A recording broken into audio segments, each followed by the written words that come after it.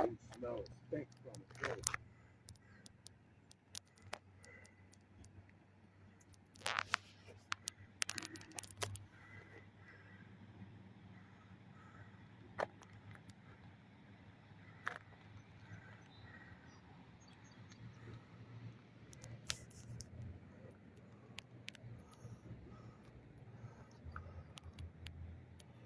Yeah, that's how close it's gotten so far, y'all.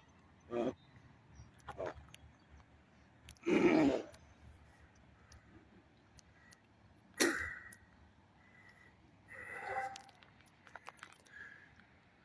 This is how far we are up right now. Yesterday there was what, maybe 5 foot underneath the bridge.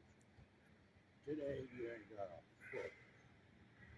They started cresting at 8 a.m. this morning. But look at it. It is that house over there, it's gone.